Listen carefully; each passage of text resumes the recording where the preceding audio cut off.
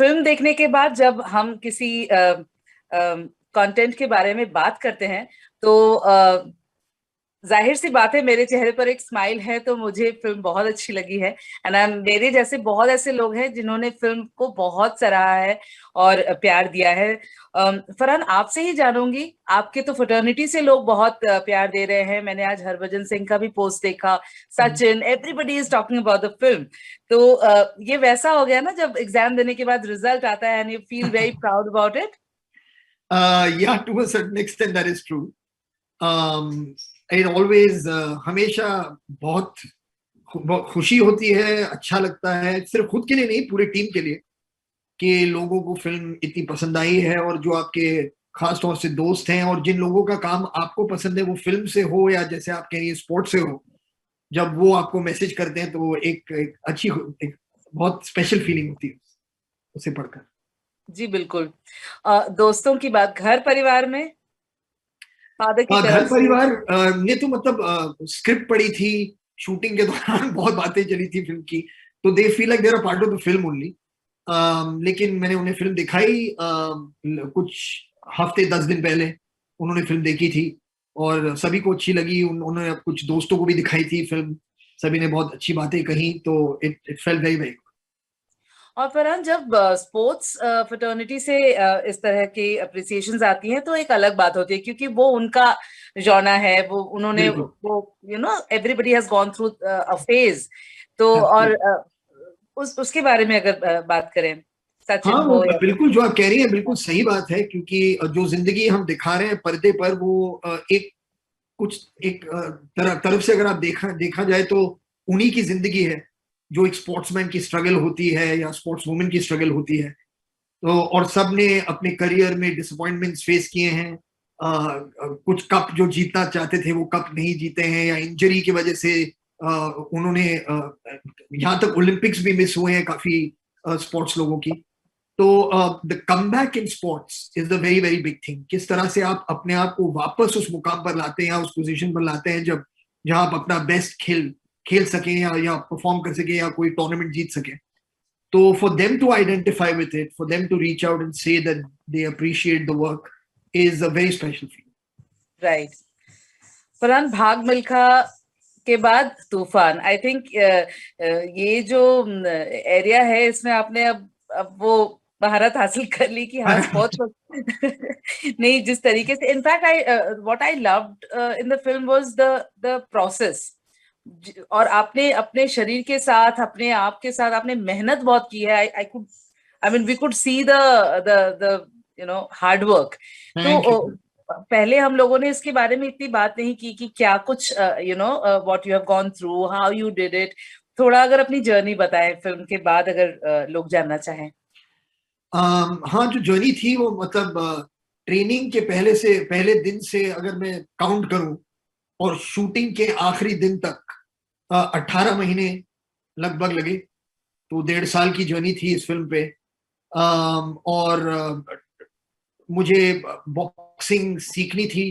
बिल्कुल क ख ग से शुरू करना था, क्योंकि उसके बारे में मतलब मैंने देखा है टीवी पर, मुझे बहुत अच्छा लगता है एज अ स्पोर्ट, लेकिन देखना और परफॉर्म करना दो अलग चीजें होती हैं।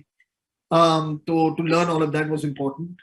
और उसके अलावा जो जर्नी है जहां तक फिटनेस को लेकर है, फिर आउट ऑफ शेप होना है और फिर से फिट होना है। मैं एज एन एक्टर चाहता था कि मैं इस सफर को पूरी तरह से जीऊं। क्योंकि अगर मैं इसे पूरी तरह से जीऊंगा तो एक तो परफॉर्मेंस में एक ऑनेस्टी चाहिए थी, वो ऑनेस्टी आएगी इस परफॉर्मेंस में कि कोई शॉर्टकट नहीं लिया गया है। और जब लोग इसे देखेंगे तो उन्हें भी, मुझे लगता है कि पर्दे पर जब आप देखते हैं किसी का काम और उस काम में आपको एक सच्चाई नजर आती है और उस काम में आपको एक जो कहते हैं रिस्पेक्ट टुवर्ड्स वन क्राफ्ट या रिस्पेक्ट टुवर्ड्स द आर्ट नजर आता है, तो वो परफॉर्मेंस खुद ब दिख खुद, जाता है। हाँ,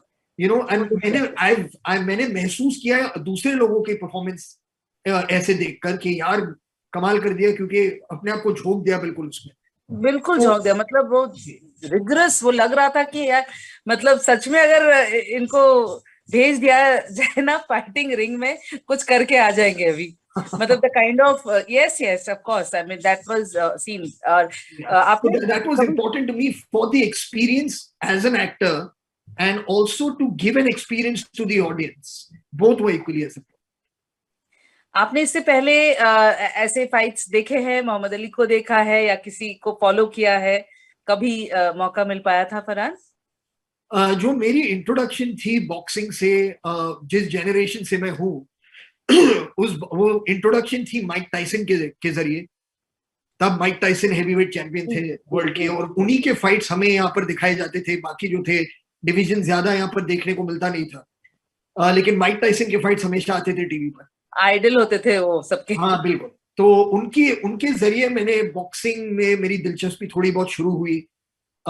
फिर उसके बाद मैंने डिस्कवर किया, मतलब ये होता है ना कि मोहम्मद अली का नाम तो सबने सुना है, लेकिन क्या खासियत थी उस इंसान में, रिंग में वो कितने बेहतरीन थे, रिंग के बाहर उन्होंने क्या क्या चीजें की हैं। Is a very very special man, great man. तो ये सब बाद में हुआ। मैंने मोहम्मद अली के बारे में सीखा। फिर मोहम्मद अली के जो ग्रेट राइवल्स थे उस वक्त, जो फ्रेजर हो, जॉर्ज फॉरमैन हो, उनके बारे में मैंने देखा, उनके बारे में डॉक्यूमेंट्रीज देखी। फिर रिसेंट टाइम्स में अगर आप आइए तो अब मैनी पैक्याओ एक ऐसे बॉक्सर हैं जो बहुत ही, मतलब एक जाने माने बहुत ही प्यारे इंसान हैं। जिस तरह से मोहम्मद अली ने अपने कम्युनिटी के लिए, अपने लोगों के लिए, इज्जत के लिए जो उन्होंने किया, उसी तरह से मैनी पैक्याओ फिलीपींस में अपने लोगों के लिए वैसा कर रहे हैं। जब वो जीतते हैं तो वहां पर सड़कें बनाते हैं, स्कूल्स बनाते हैं, यू नो। सो जिन एक होता है कि मुझे कप जीतना है या बेल्ट जीतना है, लेकिन उसके जरिए जो सोशल वर्क वो करते हैं वो बहुत ही बड़ा काम है। तो इन चीजों के बारे में मैंने सीखा। तो और मेरी दिलचस्पी हमेशा थी बॉक्सिंग में। I don't know why, I find it a very, जो कहते हैं ना, beautiful and brutal at the same time. और वो प्यार जो है आपका, कहीं ना कहीं देखो, मतलब you got to play that, you got to live a life in a way. या फरहान, अगर फरहान आपकी जर्नी के बारे में मैं बात करूं, यू आर अनस्टॉपेबल, मतलब पहले डायरेक्शन से शुरू किया, प्रोड्यूसर बने, एक्टिंग की, मतलब you always wanted to explore yourself in different ways, और बहुत ही सही तरीके से और बहुत ही मंझे हुए तरीके से सामने आए हो आप। सो एक्टिंग क्या शुरू से इच्छा रही है, या फिर you just took a day how it comes? नहीं, एक्टिंग की चाह जो थी वो एक्चुअली, मैं सच कहूंगा तो पहले बचपन में थी। और वो क्योंकि जब मैं फिल्में देखता था, फिल्मों का बहुत असर होता था मुझ पे जब मैं फिल्म देखता था। और क्योंकि जब आप छोटे हैं आपको पता नहीं है कि डायरेक्टर का काम क्या होता है, कि कोई साउंड भी कर रहा है अलग से, कोई एक्शन की कोरियोग्राफी कर रहा है, जो भी कर रहा है कितने मेरे ख्याल से। डिपार्टमेंट है। हाँ, आपको अंदाजा ही नहीं है, जो आप स्क्रीन पे देख रहे हैं मतलब यही आदमी सब कुछ कर रहा है, ये बिल्कुल सही, ऐसी फीलिंग आती है। तो आपको लगता है यार अगर मुझे फिल्मों में होना है तो मुझे एक्टिंग करनी पड़ेगी, क्योंकि उसके अलावा तो कुछ होता है। लेकिन धीरे धीरे जब आपको समझ में आता है कि डायरेक्टर का काम क्या होता है, राइटर का काम क्या होता है, जो ऑल्दो मेरे फादर राइटर थे, मेरी मम्मी राइटर थी, फिर भी क्योंकि वो काम एक आइसोलेशन में होता है, आपको अंदाजा नहीं है कि मतलब है क्या वो। हाँ, इतना कुछ दिखता नहीं है, हाँ, समथिंग इज लाइक वो लिख रहे हैं। नहीं, और वो ऐसा नहीं कि वो बच्चों को सुनकर पढ़कर सुना रहे थे, वो मतलब वो जी। कमरे में है, कुछ काम कर रहे हैं, राइटिंग कर रहे हैं, और उसके बाद एक फिल्म बन गई। तो कितनी मेहनत का काम है, किस तरह से आपको इमेजिनेशन यूज करना पड़ता है, कितने ड्राफ्ट्स होते हैं किसी स्क्रीन प्ले के, आपको मतलब बिल्कुल पता ही नहीं है इन चीजों के बारे में। लेकिन जैसे जैसे पता चला, मुझे बिल्कुल ऐसी एक मेरी मेरे जो एक फीलिंग थी कि मुझे कहानियां लिखनी है, मुझे कहानियां डायरेक्ट करनी है, ये काम मुझे बहुत सही लग रहा है। तो इसी तरह से मैंने शुरुआत की। 8 साल तक मैंने वही किया। और जब रॉक ऑन स्क्रिप्ट मेरे पास आई तो मुझे कि उस कहानी में कुछ कुछ होगा या था, जो मुझे लगा कि यार ये पिक्चर तो मुझे करनी है। ये बहुत अच्छी स्क्रिप्ट है, ऐसे लोगों के बारे में है जिनसे मैं आइडेंटिफाई कर सकता हूँ, ऐसे म्यूजिक के बारे में है जो मुझे बहुत पसंद है, रॉक म्यूजिक जो होती है। तो सारी चीजें जो कहते हैं ना कभी कभी अच्छी तरह से फिट हो गई उस कहानी में मेरे लिए। तो मैंने कहा चलो ट्राई करके देखते हैं, अगर हुआ तो अच्छी तरह से करूंगा, अगर नहीं हुआ तो चला जाऊंगा वापस अपने डायरेक्टर की जिंदगी में।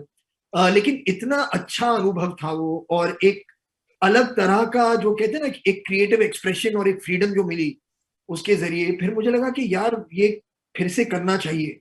तो फिर धीरे धीरे करके मतलब मैंने 1 2 3 फिल्में और की, और जब भाग मिल्खा भाग मैंने की तब मुझे सही में अंदाजा हुआ कि एक्टर का काम क्या है। उसके पहले मैंने ऑफ कोर्स मतलब फिल्में की, मेहनत से की, लेकिन जो इन्वॉल्वमेंट मिल्खा के लिए मुझे किसी भी एक्टर की चाहिए थी, वो मुझे तब पता चला कि पॉसिबिलिटीज क्या है एक्टिंग में। अगर आप सच में मतलब ट्राई करो, सच में अपने आप को पूरे एफर्ट के साथ कुछ नया ढूंढो करने के लिए, अपने आप को इस जो कहते हैं ना एक बबल में जो आप जी रहे हो, जी। शहर की फिल्में हैं, अर्बन कैरेक्टर है, वो जो है उससे निकलकर कुछ अलग करने की कोशिश करो, उसका क्या अनुभव होगा, उसका क्या फीलिंग होगा, वो सब मुझे सही में समझ भाग मिल्खा भाग के जरिए। क्या आप बहुत ज्यादा रिसर्च पर विश्वास करते हो?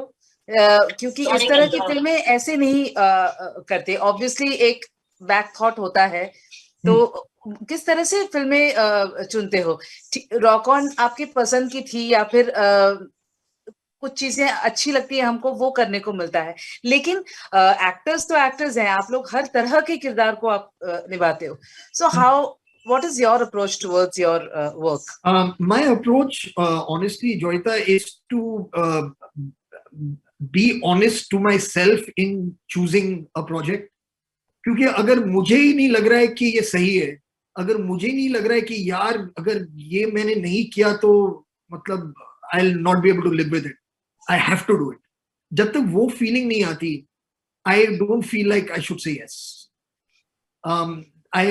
तो आई रिलाई ऑन दैट कि अगर मैं कहानी सुनूं या कुछ सोचूं या कुछ पढ़ूं या कुछ जो भी हो, कि एक ऐसी फीलिंग आनी चाहिए कि यार ये तो करना ही है, अगर ये नहीं किया तो I regret it later, and I rely on that only. तो जो चॉइसेस मैंने की हैं वो उसी बेसिस पर मैंने की हैं, सारी चॉइसेस जो हैं, और some have worked, some have not worked, but eventually that is the method that I've chosen, I guess, to move forward with. सही कहा आपने फरहान, और आपकी सोच और आपका मेथड और आपका काम, ये वो सेम पेज में दिखता है, तभी शायद एक अच्छा प्रोडक्ट जो है वो सामने आता है। बहुत बहुत शुक्रिया हमसे बात करने का, और आपको बहुत बहुत बधाइयाँ, क्योंकि अच्छा काम और इंस्पायर करता है कि और अच्छा काम किया जाए। थैंक यू बहुत सो बहुत मच। शुक्रिया, थैंक यू।